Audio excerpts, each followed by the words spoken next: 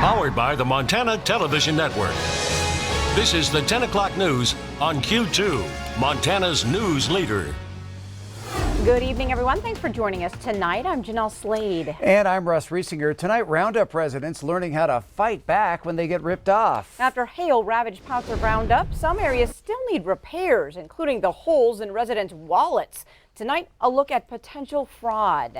More than a year after a hailstorm caused severe damage, some in Muscle County are still waiting for contractors to repair their homes. Tonight, the local county attorney held a special meeting with state agencies to help.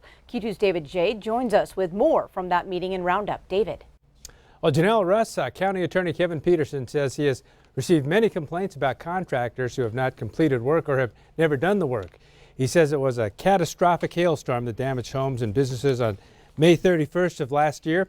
Many have come to the county attorney's office saying they have paid deposits or paid for the work. Peterson does not know how many have been affected. He asked the Attorney General's Office of Consumer Protection and the state auditor or the insurance commissioner to help. The Attorney General's office will investigate the complaints against contractors and may pass some on to the state auditor if there is possible insurance fraud. A year later, if they've done no work at all, that's highly suspicious. Or if they're not answering the phone, not returning phone calls, no text messages, no emails, and consumers are not able to contact their contractors, that also gives us a pause. When you're a year out, you have to start believing that there's something going on that shouldn't be. The first part of the investigation started tonight with the filing of signed complaints. The Attorney General's Office of Consumer Protection may start sending letters and communicating with contractors in a week. Russ, Jeanelle? All right, thanks so much, David. All right, let's turn to the weather now, Bob. We had some dark clouds out there this afternoon, but we saw the sun again before the evening was over. Yeah, things are starting to die down a little bit. That's good news for the folks in the Billings area. We still got some big storms out in eastern Montana. Take a look at this. That whole line of showers that moved through here now making its way in towards the extreme eastern edge of the state. It is in the process of moving out into the Dakotas right now, but we did see dime size to a nickel size hail with these storms, but more importantly, we also had a lot of 60-mile-per-hour wind reports, and that's where most of our severe thunderstorms were in south central Montana. Now take a look at some of these rainfall reports. Places like Enid, Montana, up in the northeast corner of the state, 1.8 inches of rainfall. Hinsdale had 2.4. Also Homestead had 2.5 inches of rain up in the northeast corner of the state. Hail, well, we had 3/4 of an inch over at Parkman, and also Dayton had 1 inch hail. So yeah, some big stuff out there. But take a look at this. We still have a winter weather advisory for the Bitterroot and also Clearwater Mountains. To 1 to 2 inches of snow expected tomorrow morning right around the Missoula area all the way down to Darby. It's going to be an interesting day on the last day of spring tomorrow. All right, thank you, Bob. Well, the Trump administration is rolling back the rules on coal as it repeals Obama-era regulations on greenhouse gas emissions from power plants. But as MTN's Mike Dennison reports, those watching the power and coal industries in Montana say the change may not make that much of a difference for emissions or coal. The new rule from the Trump administration replaces the Obama Clean Power Plan, which had called for states to greatly reduce carbon emissions from coal-fired power plants and other sources. The Trump rule says power plants must cut their 2005 emission levels by 35% by the year 2030. States will have 3 years to devise a plan to meet that goal, and then the EPA has another year to put it in place. Ann Hedges of the Montana Environmental Information Center says the plan does next to nothing to slow climate change. This is a cynical attempt to say they're doing something and requiring nothing of any plants. Trump administration officials suggested the plan could help some coal-fired power plants by allowing them to operate longer without expensive upgrades. Montana's Republican Congressman Greg Gianforte also praised the rule for ending what he called the war on coal and said it gives states more flexibility to regulate pollution standards. State clean air regulators said Wednesday they're reviewing the rule and had no further comment. And as for the future of coal-fired power plants in Colstrip, operator Talon Energy told MTN News it's also reviewing the new regulations. Montana coal industry spokesman Bud Klink said he hasn't yet seen the new regs, but he said the political and market forces affecting Colstrip have been in play for some time and that new regulations may not change things. Talon announced last week it will close Colstrip plants 1 and 2 this year, while plants 3 and 4 are continuing to operate. Industry analysts also said Wednesday that many owners of coal-fired plants already are shutting them down or reducing emissions below the level required by the Trump plan. Hedges said it's cheaper energy, not regulations, that is driving the decisions of power producers and buyers. You can't spend $150 million every year on coal, on your fuel, and compete in a marketplace with resources where the fuel is free and expect to last very long. Reporting from Helena, Mike Dennison, MTN News.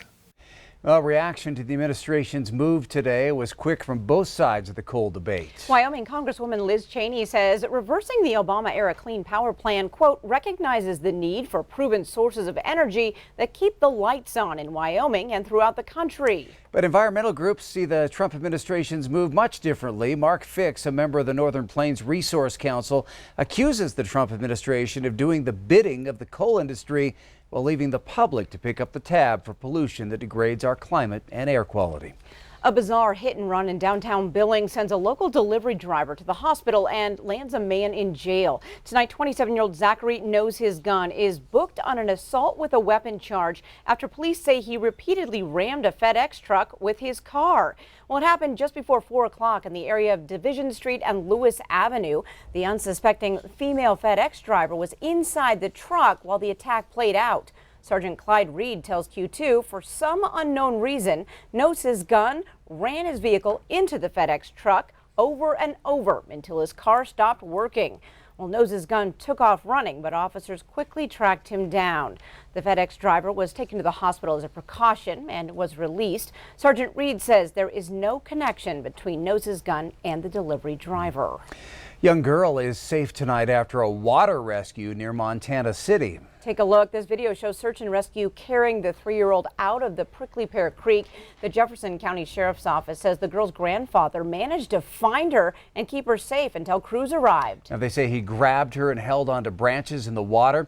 Law enforcement on the scene told MTN the water is swift and thigh high in that area, and it might have been a different outcome if not for her grandfather. An update on a deadly diving accident in Canyon Ferry Lake Monday. The man who died was shooting a promotional video for a prospective political candidate who was also at the scene of the accident.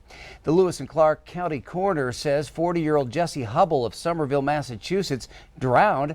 Hubble was with an out-of-state production company that had been filming a video for a second diver when he began having problems with his equipment. The second diver, John Muse from Loma, had been considering running as a Democrat for the U.S. Senate in 2020 and is a U.S. Navy veteran with scuba diver qualifications. Muse had to be rescued and was taken to the hospital. That death has been ruled accidental. A Great Falls man and woman who died in yesterday's jet ski accident on the Missouri River were both wearing life jackets. Montana Fish, Wildlife and Park says husband and wife Dennis and Karen Sire both died after their watercraft collided around 4:30 Tuesday. That crash happened near the Meadowlark Country Club and River Drive South. State authorities are still investigating. Rimrock Mall announced today that 6 new tenants are moving into the mall. Free Fall Brewery will enter the mall's food court and plans to feature the state's largest tasting room. Also expected in the mall, a tattoo parlor, Finbrook's Monster Subs, and Audrey's Pizza. CDS Performing Arts Academy will also move into Rimrock Mall where students will be able to hold performances. The vacant spot left by White House Black Market will be the home to Main Street Menswear later in the summer. In essence, trying to do is pivot the property from a place to shop to a place to do, where there's still going to be plenty of shopping opportunities here, but really getting back to what malls were, a community gathering place and a hub for people to come and enjoy themselves and make experiences and memories. And we've got more information on the new tenants at Rimrock Mall in this story on KTVQ.com. Well, a Utah-based call center announces more plans to expand here in Billings. That growth potentially adding 60 more jobs by fall. ROI Solutions opened at 550 South 24th Street West at the beginning of the year. Currently employs 40 people in Billings. ROI provides customer support for businesses like Men's Warehouse, Visa, and Briggs & Stratton. In a press release from Big Sky Economic Development, the company says it looked for a market with a good workforce. Well, coming up on tonight's 10 o'clock news, rain is a welcome sign for many farmers, but when flooding hits the fields, it's a different story. I'll look at those impacts next.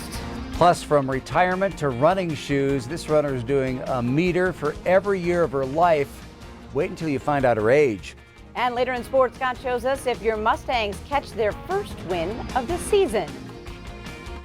You're watching MTN News with Jeanelle Slade and Russ Riesinger. Storm Tracker weather with Bob McGuire. And sports with Scott Breen. This is the 10 o'clock news on Q2, Montana's news leader.